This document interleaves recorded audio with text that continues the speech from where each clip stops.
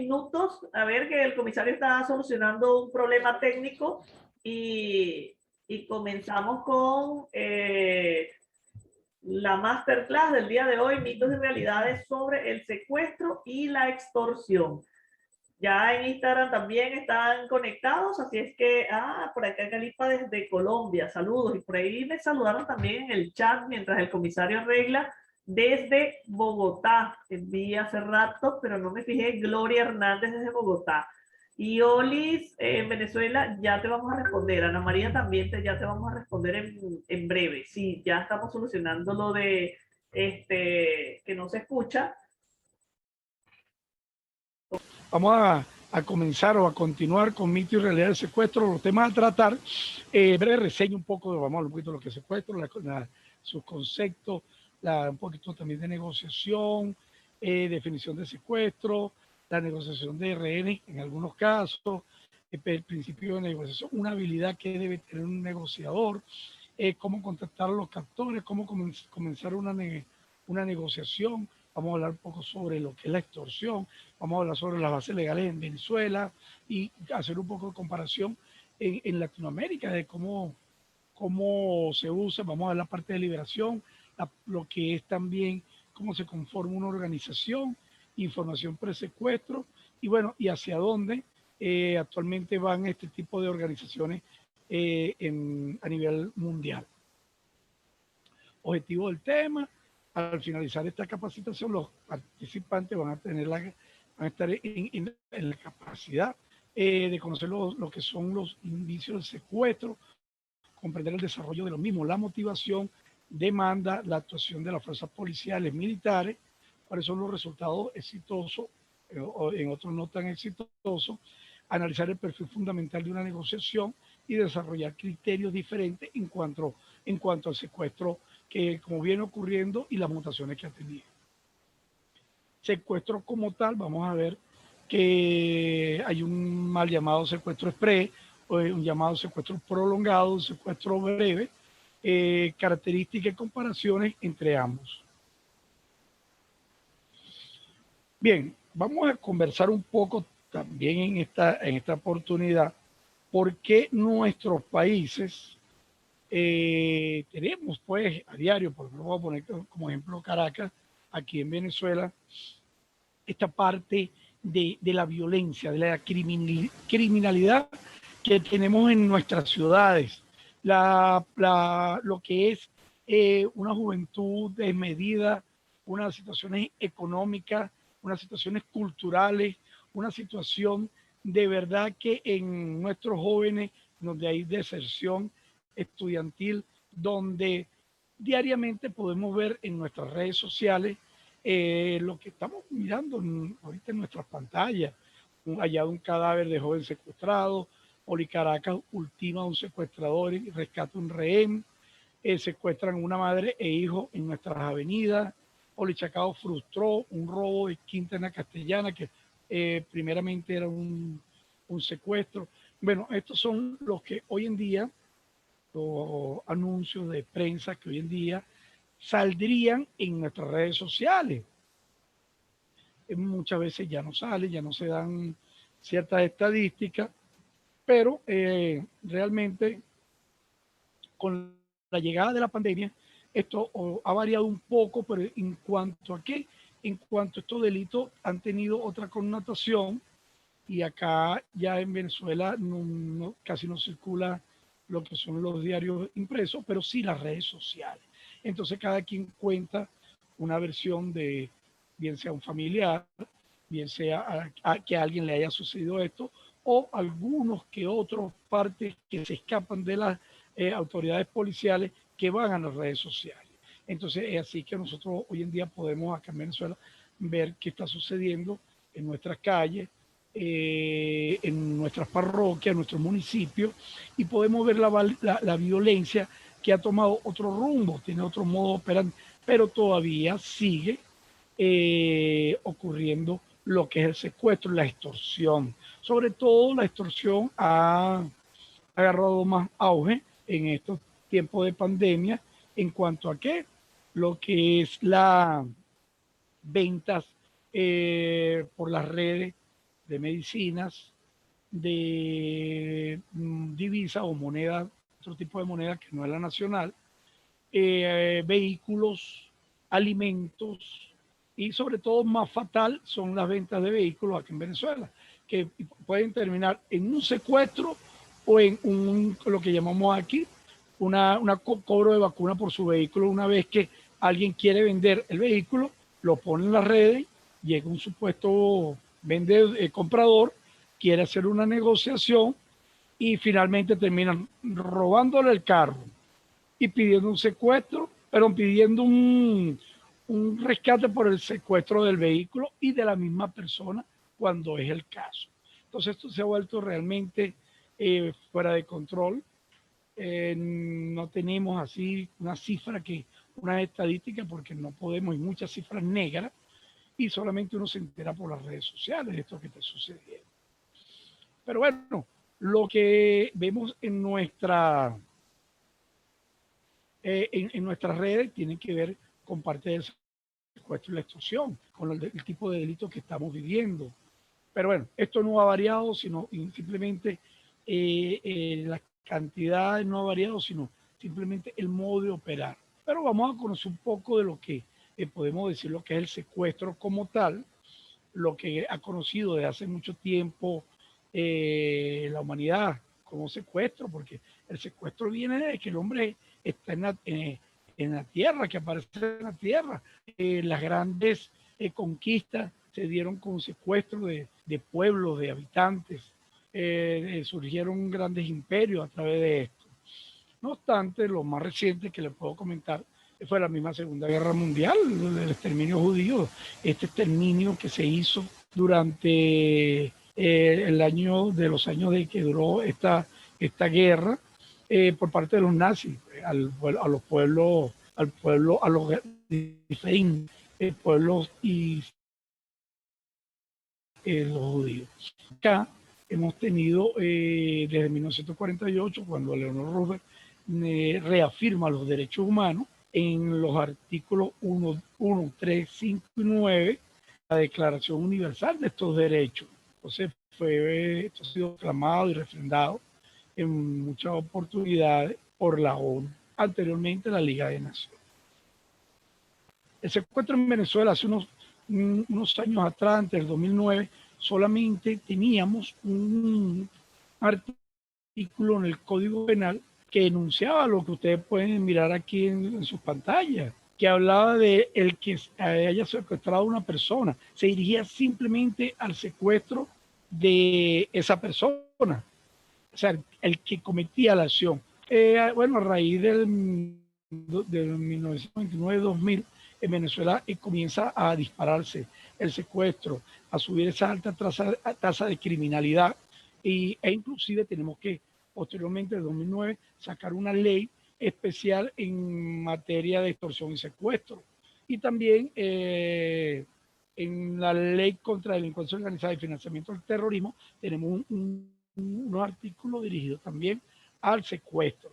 Pero el secuestro en Venezuela ha existido desde hace mucho por su cercanía. Fronteras con otros países, pero miraremos más adelante.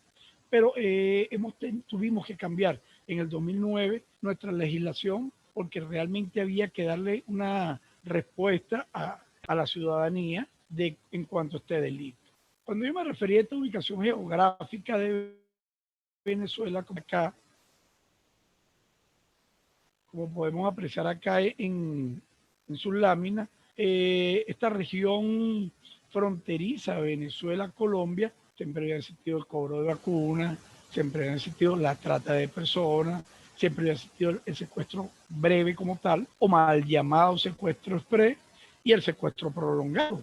En muchas ocasiones, Venezuela y en los estados centrales, en la capital de Colombia, grupos irregulares daban órdenes de secuestrar aquí a un empresario, posteriormente pasar la frontera y poder hacer una negociación con un cautiverio mucho más largo. Ya esto lo vamos a ver y lo vamos a analizar.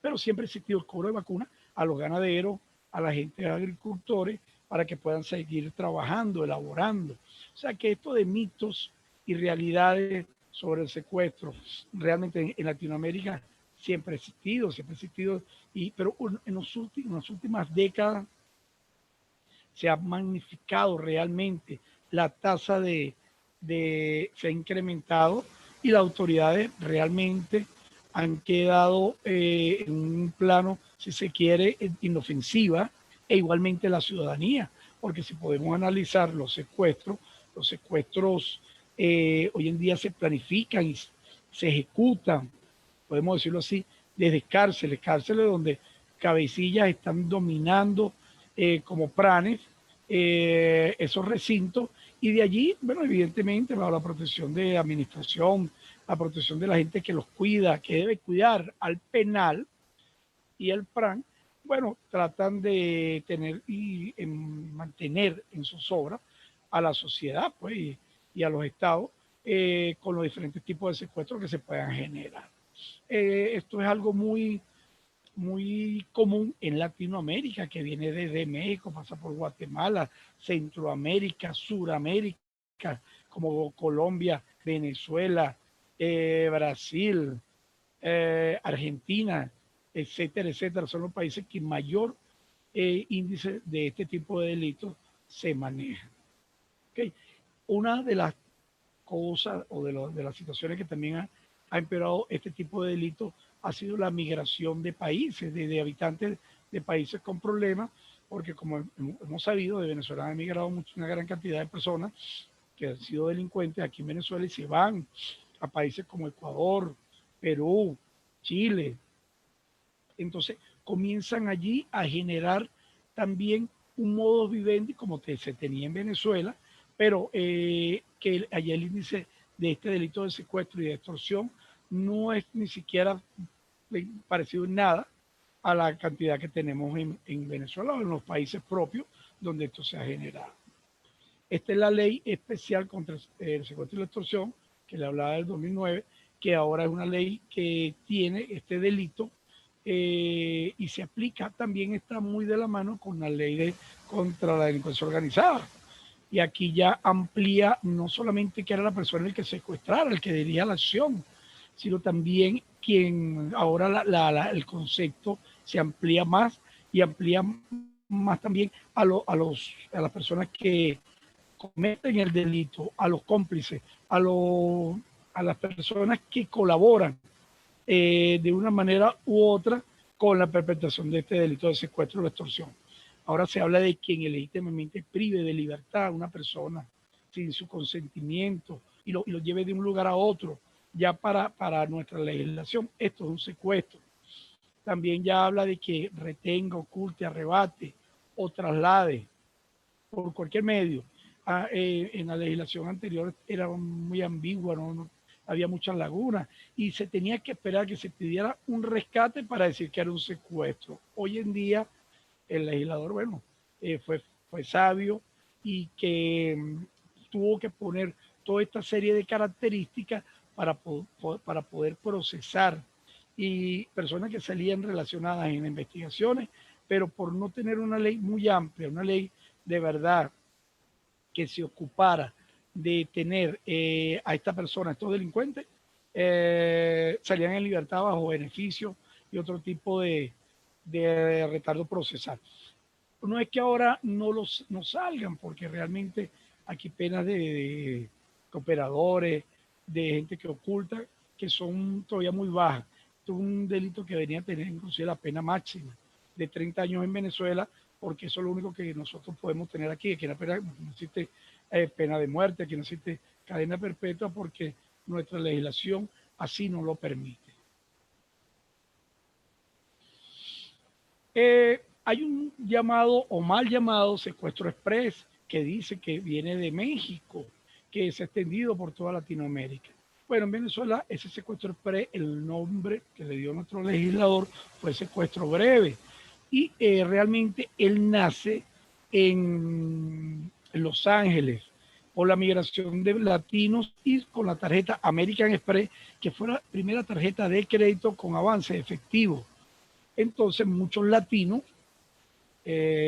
que iban a Estados Unidos, sobre todo por ese lado de la parte del Océano Pacífico, esperaban que la persona sacaba un avance efectivo con la tarjeta, agarraban, aprendían a ese tarjetaviente y lo llevaban a sacar otro más dinero.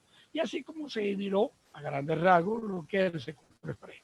Acá en Venezuela, evidentemente, con frontera con México, el delito llega de una manera más rápida. Entonces, pero, y muchas personas dicen que tiene su cimiento en México y no, bueno, pues no es así. En Venezuela, este secuestro breve es también privar a la persona de libertad, pedir con algo que genere beneficio, pero no debe durar más de 24 horas la persona en cautiverio o la persona privada de libertad. Porque si se puede comprobar que la persona dura 20, 30 horas, 40 horas o 48 horas, el doble, ya estaríamos hablando de un secuestro propiamente dicho, no un secuestro breve, como lo vamos a ver más adelante. Les comenté un poco sobre la ley orgánica sobre delincuencia organizada y financiamiento del terrorismo. Esa ley es para sancionar a la gente que se reúne o para cometer un delito, y la gente que comete secuestro tiene una jerarquía, tiene una organización desarrollada, como lo vamos a ver un poco más adelante. Por eso es que muchos fiscales del Ministerio Público, cuando hacen una acusación a las personas que cometen delitos de secuestro, se apoyan en esta legislación, en algunos de sus artículos, porque tiene penalidades más fuertes o más elevadas. Entonces, ya en Venezuela recientemente tuvimos varios actos, como fueron la Cota 905, donde nuestra legislación de esta sobre delincuencia organizada, que según unos actos delictivos que cometen este tipo de personas, cuando es ya en contra de la ciudadanía, cuando es en contra de entes del Estado, entes de estados internacionales, ya pasan a formar y a ser parte de delitos de terrorismo, de delitos de secuestro. Pueden pasar porque así lo contempla nuestra legislación, y lo quiero que ustedes por lo menos lo conozcan y lo sepan, que pueden pasar de un simple delito de delincuencia organizada o de secuestro a actos terroristas, cuando intentan intimidar gravemente a la población o obligar indebidamente al gobierno a hacer o dejar de hacer ciertas situaciones. Se consideran actos terroristas o lo que realice atentados contra la vida de una persona que puedan causar la muerte, atentados contra la integridad física de una persona, secuestro o toma de rehenes, bajo la condición que le estoy comentando en esta ley, que sea para obligar al gobierno, obligar a los entes internacionales a tomar una acción o dejar de hacer. Este secuestro se va a tomar como actos terroristas cuando cumpla con estas condiciones, no como el delito ordinario, como lo vamos a ver, o como vimos el delito de secuestro breve. Ojo, ya estos son con fines políticos, pero también es secuestro. Es importante conocer la definición de delincuencia organizada para nuestro país. Es muy similar a la organización, al concepto dado en el Tratado de Italia, en el Tratado de Palermo, perdón, del 2000, sobre la delincuencia organizada. Y aquí lo leo textualmente, dice: la acción u omisión de 3 o más personas asociadas por cierto tiempo con la intención de cometer delitos establecidos en esta ley y obtener directo o directamente un beneficio económico o de cualquier índole, para ellos o para terceros. Por eso es que en el delito de secuestro ordinario, los fiscales del Ministerio Público acá en Venezuela, en muchas oportunidades, aplican este artículo cuarto, el numeral 9, que son los delitos de delincuencia organizada. El secuestro es un delito grave, con consecuencias potencialmente dolorosas para las víctimas y sus familiares. Ahora, en nuestro país tenemos un concepto de víctima que no es solamente la persona ofendida directamente por el delito. Ojo, aquí tenemos también a los familiares entre primero y segundo grado de consanguinidad, tenemos inclusive víctimas según sea el delito, personas naturales o jurídicas según sea el caso.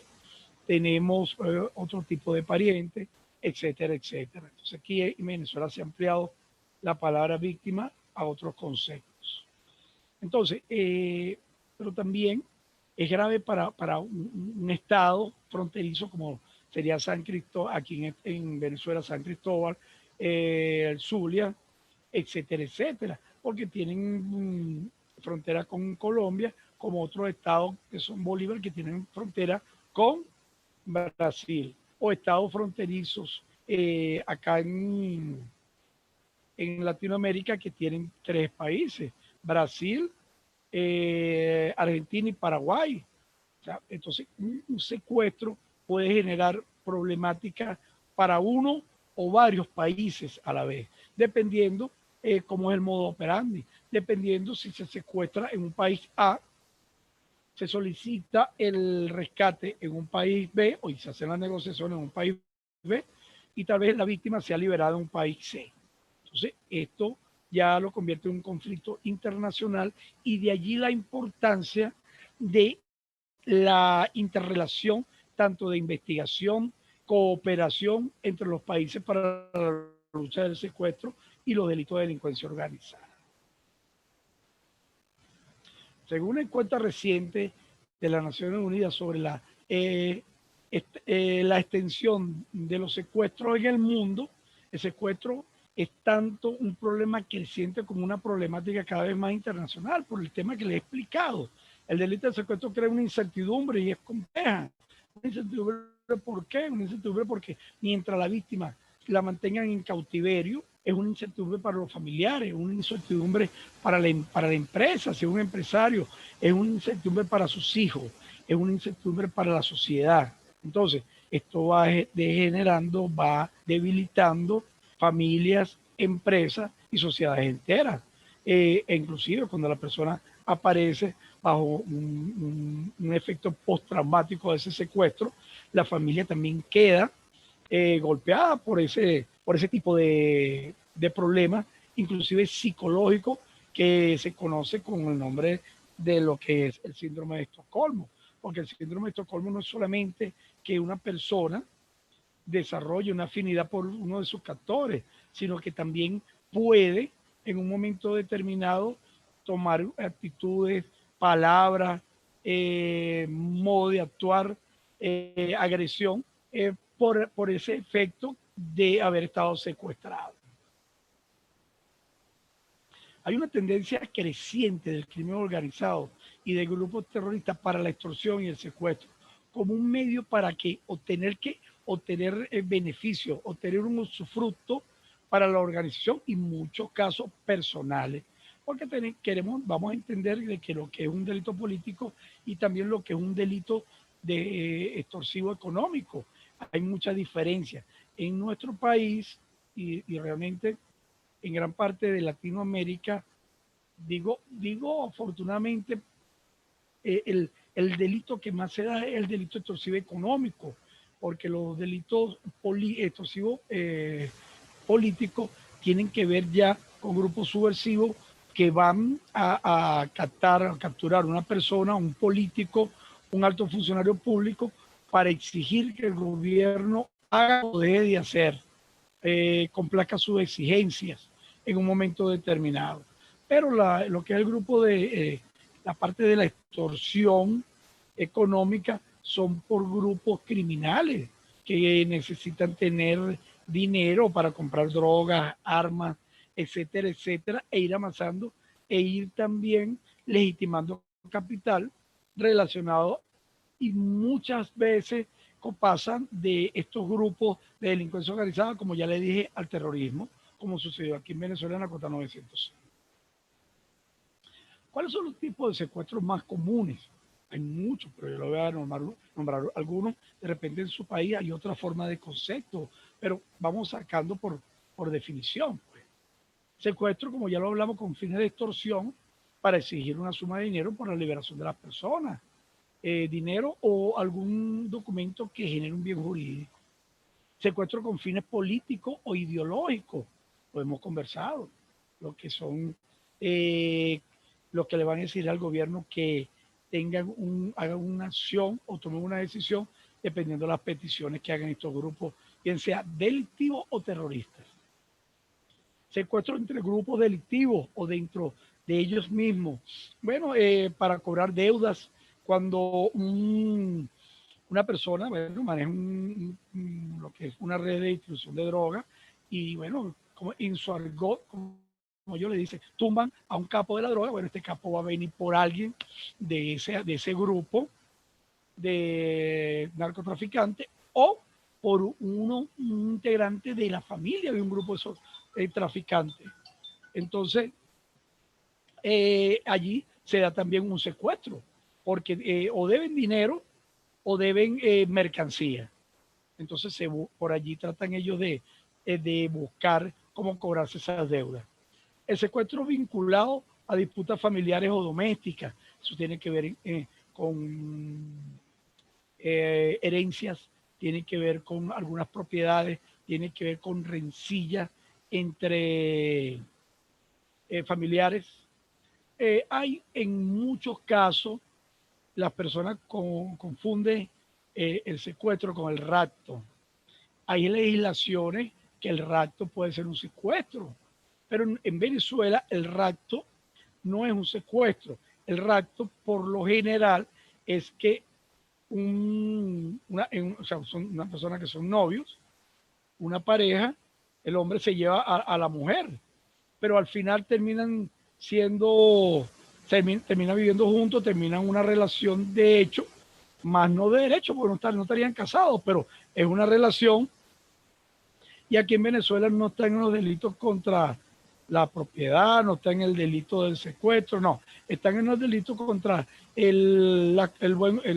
los delitos contra las buenas costumbres y el buen orden de la familia. Entonces, no es un delito de secuestro. Hay países que sí lo tienen. Hay delitos con fines de explotación sexual, ya que estaríamos hablando de cuando, en situaciones cuando un grupo de delincuencia organizada secuestra mujeres y las envía a prostituirse. Bueno, la prostitución aquí en Venezuela no es delito, como en otros países. La explotación sexual sí lo es, porque la explotación sexual es muy diferente a la prostitución. La mujer lo hace por una contraprestación, pero la explotación sexual no. La explotación sexual, la mujer produce dinero para los capos, para los líderes, para los pranes, y tiene que pagar por su libertad por medio de la prostitución, pero ella no recibe a cambio ese dinero. ¿Okay? Entonces eso hay que tenerlo muy en cuenta, muy en cuenta, pero esto va más hacia lo que es la trata de personas que utilizan el secuestro como un medio de conseguir, digamos, personas para sus labores de explotación. Secuestro en el curso de otras actividades delictivas. Bueno, este secuestro con otras actividades delictivas en nuestro país la tenemos y en muchos de los países lo tenemos definido como una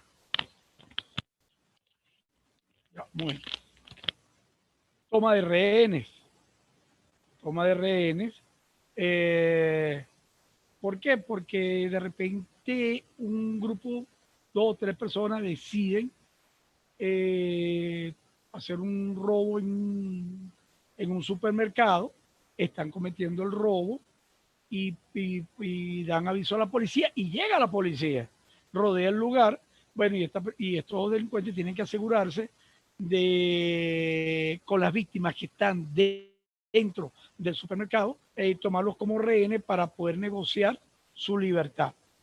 Dicen ellos que van a negociar su libertad. ¿Ok? Entonces, pero sería otro tipo de delito, pero hay países donde lo consideran de esta manera. secuestro simulado o fraudulento. También tiene mucho que ver. Tuve la oportunidad cuando yo trabajé en secuestro aquí en el Cuerpo de Investigaciones Científicas Penales y Criminalísticas, trabajar varios casos sobre lo que es simulación de hechos punibles por el delito de secuestro. Jóvenes que se secuestraban, exigían rescate, activaban a los cuerpos policiales, en este caso la División contra Robo, a que se estaba cometiendo un delito, que lo tenían secuestrado y obligaban a los padres para pagar ciertos rescates. Bueno, resulta que trabajé un caso donde un muchacho se secuestra y empieza a negociar a través de un email con la novia. Ella que estoy secuestrada, informarle a mis padres. Ella desesperada avisa a los padres desesperados van al 6CPC, a la División Antitorsión y Secuestro, y no, me cae a mi brigada el caso. Empezamos a investigar y de dónde salían estos emails. Bueno, pero para desgracia de este muchacho, porque este es un delincuente, la misma novia trabajaba en Acan TV y nos mandaba puro correo electrónico. Bueno, buscamos en esa época la dirección IP en un sitio por los Chaguaramos y montamos una vigilancia de varias horas y resulta que era un cyber. Para nuestra sorpresa, pero bueno, ¿por qué un cyber? Nosotros nos imaginábamos que tenían allá a la gente secuestrada, sometida, y al muchacho que era víctima de secuestro lo estaban obligando a enviar los emails para poder negociar.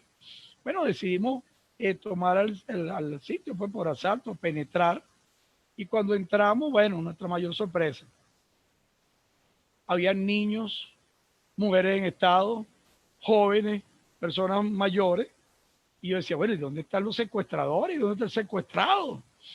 Pero como cuando uno abre un expediente en secuestro, le pide a los familiares, por favor, tráeme una fotografía reciente, algo para saber quién es la víctima y tener, bueno, cuando empezamos, quieto todo el mundo, mire, hasta los niños quietos, fíjense para allá con el cuidado porque evidentemente son niños, pero de ahí estaba saliendo una negociación de una persona que estaba secuestrada. Pero al final yo recuerdo que yo veo y ahí se para una persona nerviosa, llegó mi adjunto y le digo, quieto, párate ahí.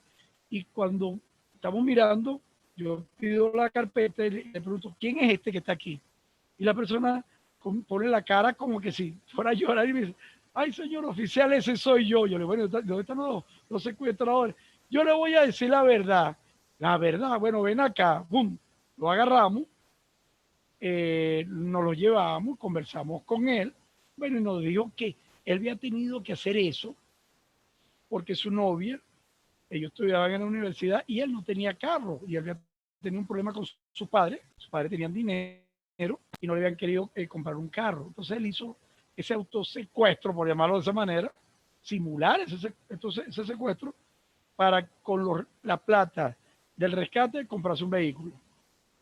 Imagínense ustedes hasta dónde llega la gente. Familiares se secuestran por una herencia, por una propiedad. Eso lo tenemos, esos son los mitos y realidades del secuestro. Ah, pero entonces llega el papá y me dice, mire, señor oficial, mi hijo, bueno, se va conmigo. Yo le decía, ¿va con usted? No, su hijo cometió un delito. No, yo no pagué, sí, pero él activó a los órganos de investigaciones y además simuló un hecho punible y va a la orden de un fiscal y a su vez a los tribunales para que decidan sobre este hecho. Lo soltaron como a los 3, 4 días a la semana, después que le dieron le solicitaron unos fiadores. Pero es que eso no puede ser, porque de verdad entonces cuando hay un delito, que si es secuestro, parte del grupo de trabajo, de tarea de trabajo, está ocupada trabajando esto que realmente es una simulación de hecho. El secuestro es un fenómeno diverso. Puede incluir delincuentes organizados, infractores o menores de edad, oportunistas, gente que se vale mucho de porque una persona está secuestrada, consigue los números, son delincuentes también y tratan de cobrar un secuestro y no tienen a la víctima.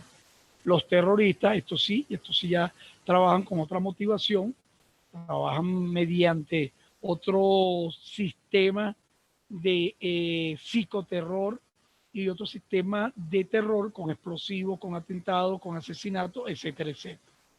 Grupos insurgentes para fortalecerse a través de los rescates y a la vez la parte del psicoterror para causar y en la comunidad lo que es la parte de la autoridad. Pero también puede ser motivado por el lucro, el rencor, desesperación, necesidad económica, entre otros. El secuestro es un fenómeno diverso, como ya les dije. El secuestro de víctimas puede ser general, cuando es de naturaleza indiscriminada, secuestran a cualquier persona, pero muy específica cuando ya tienen una persona propiamente ya estudiada, puede ser un migrante que viene de un país, lo está pasando por una frontera, etcétera, etcétera. Una minoría de gente ya adinerada que previamente existe un trabajo de inteligencia, se ha comprobado que la persona puede cómo pagar un rescate y son personas muy específicas, pero eso lo vamos a ver un poco más adelante, lo vamos a ampliar. Los delincuentes son innovadores. Como les dije al comienzo, utilizan métodos y está en constante evolución. Con esta pandemia, lo que es la extorsión y el secuestro por las redes sociales ha aumentado, porque hay personas que en estado y al principio que comenzó esta pandemia, donde se obliga, hay países donde se obliga a la gente a no salir a determinadas horas. Pero a través de las redes sociales, estas personas tienen que cubrir unas necesidades, comprar alimentos, como les dije, comprar medicinas, hacer una compra-venta de divisas o un bien, en este caso vehículos. Bueno, los delincuentes se aprovechan de estas circunstancias para pactar cierta negociación y allí las personas son captadas o sus bienes son, como el vehículo, son captados también, son despojados y posteriormente comienzan a hacer su negociación. Se la pueden, ellos se pueden contar en constante innovación porque también hay países donde las autoridades atacan, donde las autoridades tratan de desmantelar estas bandas, bueno, y ellos tienen que buscar un nuevo modo operandi para poder obtener su fruto para la organización. Ya hablamos un poco de lo que es secuestro express. Decimos que la víctima es secuestrada por un periodo corto de tiempo, etcétera, etcétera, ya lo expliqué, pero también hay una modalidad que es un mal llamado secuestro virtual, que consiguen información de una persona que de repente está vendiendo un bien, un vehículo, los delincuentes contactan a esta persona y le llaman y le dicen, porque bueno, la persona pone, el que está vendiendo pone su número de contacto y le llaman y le dicen, mire, usted se ha ganado una cierta cantidad de megas o algo así, y comienzan a hablar con la persona, a tratar de darle una falsa información, mientras ellos tienen y consiguen a través de las redes sociales, Facebook, Instagram, etcétera, etcétera, a sus familiares y hacen un contacto otra persona con un familiar diciéndole que tienen que pagar cierta cantidad de dinero de consecución rápida porque tienen secuestrado a esta persona con la que están hablando, etcétera, etcétera. Bueno, resulta que, y le dice, llama para que tú veas que no te va a atender. Ese es uno de los tantos modos operandi que tiene. Bueno, pero realmente esto no es un secuestro virtual, esto es una extorsión, ¿verdad? Por medios tecnológicos que debería ser así. Pero bueno, ustedes saben que en la jerga de las personas se le conoce como secuestro virtual. Tienen otro tipo también de modo operandi, tienen muchos modos operandi, pero esto es uno de los que les estoy comentando. También como amenazarlo y decirle, mira, estoy frente a tu casa porque tú vives en tal lado, tienes una hija así, que se llama de esta manera, tal y tal y tal. Porque ellos se meten a las redes sociales, buscan información, después llaman para tratar de extorsionar. La venta de la víctima de un secuestro a otro grupo, ¿verdad? Que tenga mayor capacidad para para lo que es el cautiverio y tratar de negociar por mayor cantidad de rescate para su liberación. Eso pueden también estar relacionados entre un país y otro país, como ha sucedido en Venezuela, que han secuestrado gente, se lo han llevado a Colombia, se lo han llevado a frontera con Brasil, y ellos allí, bueno, en frontera ya las policías, ya las autoridades se les hace más difícil el rastrear la investigación para un rescate, y tienen más tiempo para negociar, y la víctima, las familiares de la víctima puedan reunir la cantidad de dinero, sobre todo en dólares, en euros, que se le está solicitando. Entonces, esto dificulta un poco lo que es la parte investigativa y sobre todo la liberación de la víctima. Vamos a hablar un poco de la legislación. Pero las legislaciones, ¿qué tienen que hacer? Bueno, deben tipificar el secuestro como un delito grave, ¿verdad? Y muy grave, muy específico. Deben asegurar a través de la legislación que esas sanciones que le dan a los participantes del secuestro, a los cómplices, a las autoridades que secuestran también, porque tenemos casos aquí en Venezuela que los mismos funcionarios militares, policiales, son los que se han dedicado a gran parte del secuestro. Entonces, bueno, que las penas de privación de libertad sean elevadas, sean altas. Hay países donde el secuestro es una pena capital, y dependiendo si es de niños, de mujeres, para trata de personas, bueno, tienen hasta cadena perpetua. Hay personas que le ponen dos y tres cadenas perpetuas, 120 años, donde, bueno, está bien, él puede apelar, pero va a apelar cuando tenga 40 años de presidio, porque si van a la calle, aquí van a seguir delinquiendo. Y en nuestras cárceles van a aprender más de lo que ya saben, van a tener más interrelación con otras bandas, van a hacer alianzas estratégicas para delinquir, y eso al final va a dañar a nuestra sociedad.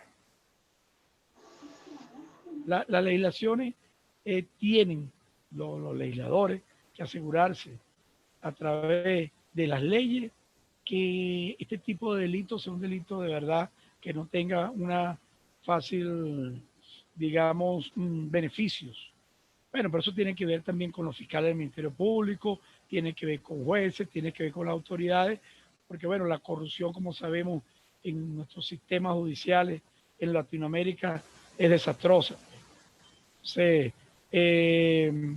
han visto que recientemente en Venezuela se le ha dado libertad a personas que le han causado la muerte, a manifestantes, a estudiantes, y bueno, la sociedad se ha pronunciado, el fiscal aquí en Venezuela, el fiscal del Ministerio Público, el fiscal de la República, perdón, se ha pronunciado, le han abierto averiguaciones a jueces porque no tienen que dar ese tipo de libertades. Claro, todos tenemos derecho a la defensa, pero este tipo de delito donde acá la persona está privada de libertad son delitos contra los derechos humanos, de lesa humanidad inclusive, para dar una libertad así tan rimbombante y tan sencilla. La captura en el transporte o la privación de la libertad de la víctima. Esto también, cuando por lo menos no es igual una persona que secuestrar un grupo de gente, el empleo de la violencia y la amenaza, golpeándolo, si es un empresario dándole muerte a sus escoltas, si hay daños colaterales, etcétera, etcétera. El cautiverio de la víctima en un lugar desconocido, fíjese, todo esto tiene que tomarlo en cuenta la legislación para poder, debería tomarlo en cuenta para imponer una pena.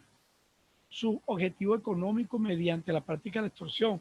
Estados Unidos tiene una prueba, para poner un ejemplo, tiene penas acumulativas según los delitos que se vayan cometiendo. En Venezuela, por lo general siempre se toma la pena del delito más alta, y luego la persona se pone a estudiar, paga aquí, paga allá, se porta bien, hace lo que tiene que hacer y sale 1 año y medio, 2 años.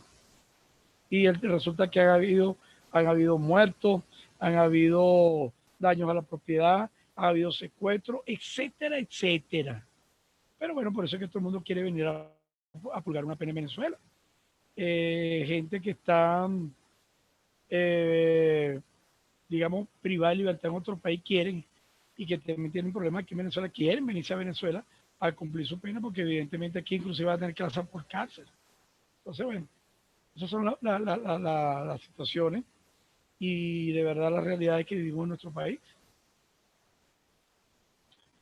Entonces, aquí, como le digo, deben considerarse factores que son agravantes para este tipo de delitos. Los secuestradores tienen que ver si incluyen, si obtuvieron o se propusieron obtener un beneficio o un rescate, si lo lograron, si los perpetradores estaban armados o usaron la fuerza para el secuestro, porque bueno, hay personas que de repente los secuestran de una manera de verdad sencilla, pero como hay otras que no, como le comenté, le han muerto a otras personas y van a secuestrar a uno y se llevan tres, a dos lo desaparecen, pero siguen negociando. O sea, aquí se puede dar cualquier cantidad de, digamos, de situaciones. Si se produjo la muerte o la lesión, o amenazó con la muerte o lesionó a otras personas. Son daños colaterales o daños a la misma víctima. Los autores fijaron ser autoridades estadales, municipales, nacionales. Eso tiene que incrementarle la pena, eso debería revisarlo el legislador. El secuestro fue perpetrado por personas que ofrecían servicios de seguridad. ¿Por qué? Porque tiene que ser el legislador y aquí más punitivo, por decirlo de esta manera, porque bueno, cuando uno contrata un servicio de seguridad, vigilante, asesoría de seguridad privada, uno le está poniendo la seguridad de sus familiares, de sus hijos, le confía información clasificada a estas personas que posteriormente van a usarla en tu contra para cometer un secuestro. El secuestro fue cometido por un funcionario, representante de la autoridad, como ha sucedido en muchos países. La víctima fue mantenida en cautiverio durante un periodo extenso, 5 años, 3 años. Yo trabajé casos donde, bueno, señores, habían 1 año, año y medio, 2 años, y la persona nunca apareció. Nunca apareció porque la cantidad de dinero que la gente pedía era exorbitante. Eso lleva un proceso para la venta. La víctima fue llevada a otro país, mediante qué condiciones. La víctima era un funcionario del gobierno, un alto funcionario, un representante diplomático de otro país, que inclusive eso puede generar problemas internacionales entre naciones. La víctima fue escogida debido a su raza, etnia, nacionalidad, condiciones políticas, etcétera. Ya tuvo un delito inclusive de racismo, va relacionado.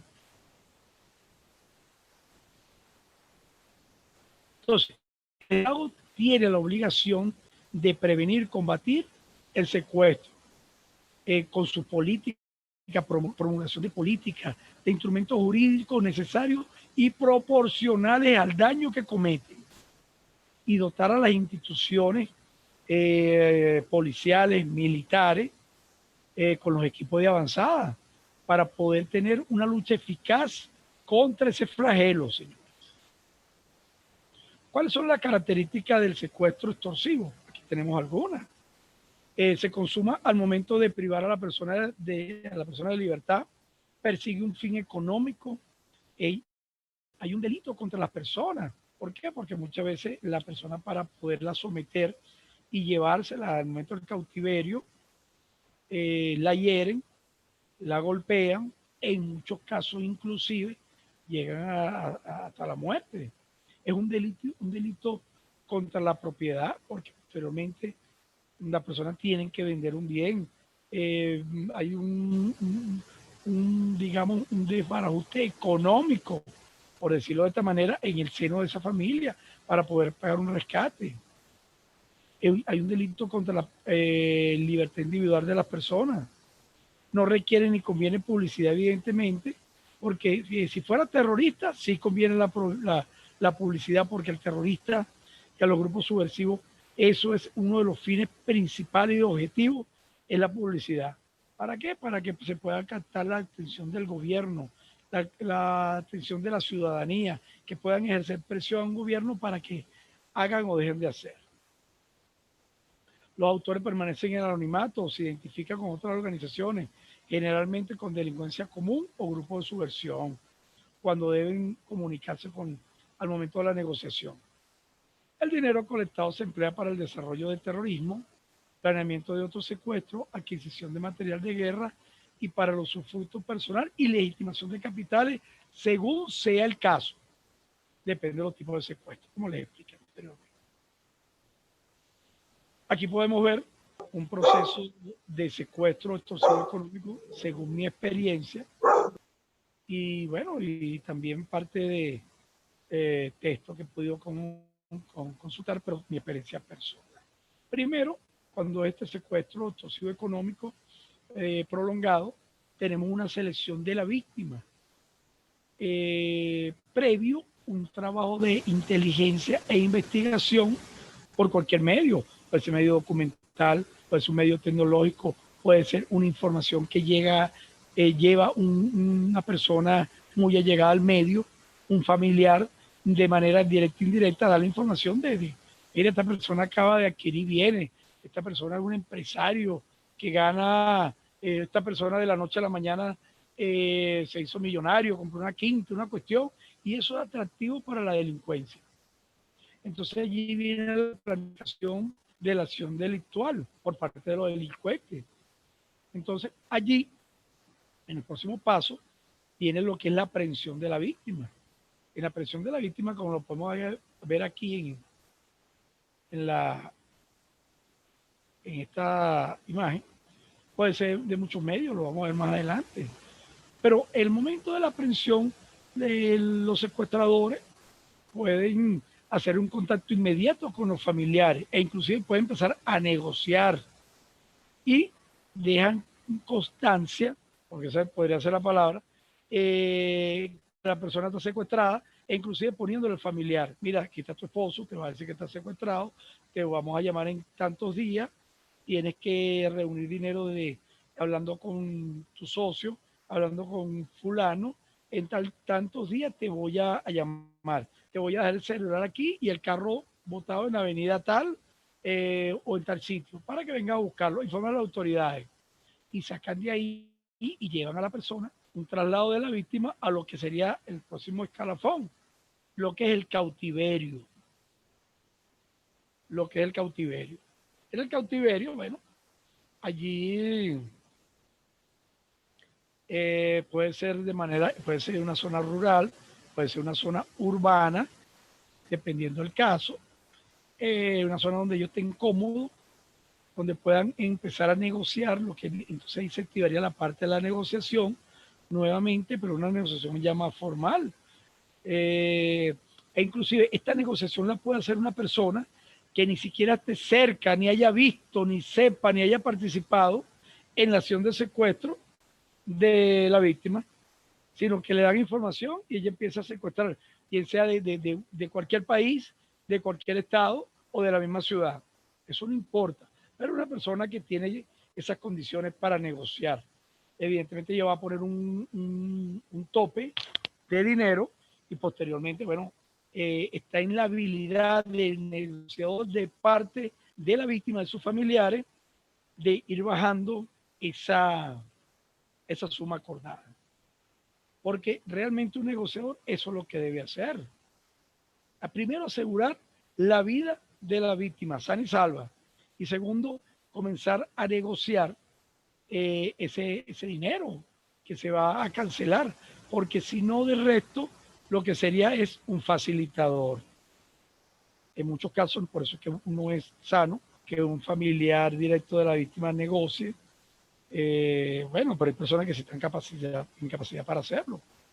¿Pero por qué? Porque hay un lazo, voy a llamar un lazo, una unión, un vínculo de afectividad, emotivo, y eso puede afectar una negociación efectiva. La puede afectar, ¿por qué? Porque la persona si le pide, mira, son $300,000 para liberar a tu familiar, poniendo un ejemplo, una madre te va a, y si los tiene, y si tiene más, te va a decir, te doy 500 si no me le haces daño y me lo liberas ya. ¿Sí? Y la persona, bueno, puede lograr que se haga este tipo de liberación. Pero cada 3 meses, cada 2 meses o cuando ellos quieran, van a tener gente llamándola porque ya previamente ha habido un estudio de ese círculo familiar y va a seguir la extorsión del secuestro, entonces va a quedar la extorsión. O sea, no se negoció. Lo que se hizo fue facilitarle a los secuestradores una gran cantidad de dinero y posteriormente ustedes van a hacer un cajero automático para ellos. Entonces, cuando se dé la negociación y posteriormente se acuerde un pago, puede que haya una liberación. Probablemente hay una liberación. Pero en muchos de los casos, y se lo digo por experiencia de trabajo, la liberación no se da porque la víctima ya ha muerto o a la hora de la liberación propiamente dicha por parte de los captores, la víctima fallece. O la víctima trata de escapar y muere en ese intento. Entonces, pero con el dinero de producto de ese secuestro, se van a fortalecer esas bandas delictivas para cometer otro tipo de delitos bien relacionados con esto que estamos comentando. Consideraciones para un secuestro express. Se negocia con la vida de un ser humano. La víctima es retenida por un lapso de tiempo no muy prolongado, de 24 horas. Existe la exigencia del pago de rescate. Vamos a hablar un poco sobre lo que es una estructura promedio de la delincuencia organizada que se dedica a la parte del secuestro. O estas bandas, pues, secuestradores, como bien lo hemos dicho. Cada secuestro se requiere promedio de 6 a 8 individuos destinados a diferentes labores. Fíjense ustedes que pueden ver en las láminas para lo que se llama el entrompe, la aprehensión de la víctima propiamente dicho, se requiere por lo menos 2 o 3 personas que vayan a capturar a la víctima seleccionada. 3 o 4 personas que van a hacer contención por si llega la policía, por si llega algún ciudadano, por si alguien opone resistencia, etcétera, etcétera. Personas que están en vehículos, también en moto, para poder emprender la huida del lugar donde ellos decidieron hacer el secuestro. ¿Qué es eso que estoy viendo ahí? Aló. Por lo general siempre hay un informante.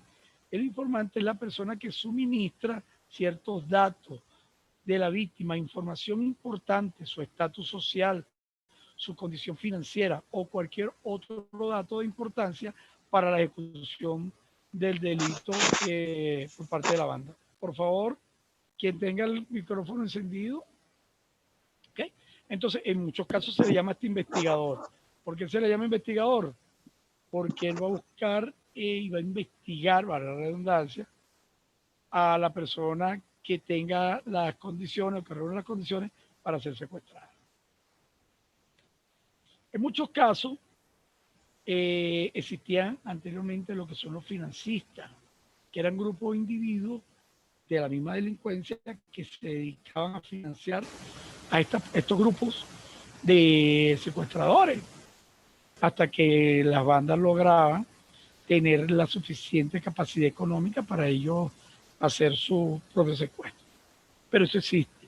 Todavía hay grupos que se dedican a eso. El grupo de aprehensión o de levante.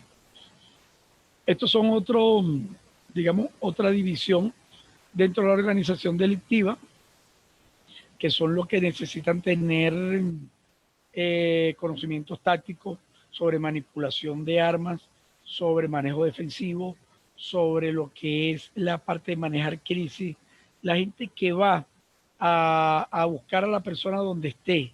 Y por eso se llama grupo de aprehensión o de levante. Estos son los que van a arriesgar su vida en un momento determinado ante las autoridades o los grupos de escolta. Por eso es que tienen que tener cierta capacidad de entrenamiento como funcionarios policiales, militares o lo que son civiles entrenados. Entre las maniobras más usadas para el secuestro están las siguientes: simulando un accidente de 3 vehículos, interceptando el vehículo y obligándolo a parar de la víctima, tomando por asalto su residencia y llevándose a la víctima, haciéndose pasar por funcionarios policiales o militares, muy frecuente. Aquí en Venezuela hemos tenido casos de verdad lamentables, como el caso de los niños Treviño hace muchos años y otros niños más. En el momento de embarcarse un vehículo, la persona va a abrir su vehículo, está llegando, llegan 2, 3 personas o con moto, se llegan, lo abordan y se van con falsas o verdaderas alcabalas de policías o militares, poniendo un obstáculo que lo obliguen a detenerse cuando se encuentra en un lugar sola de vía desolada. Hay muchas formas de hacer esto. ¿Qué es el cautiverio? Bueno, un poquito de lo que es el cautiverio.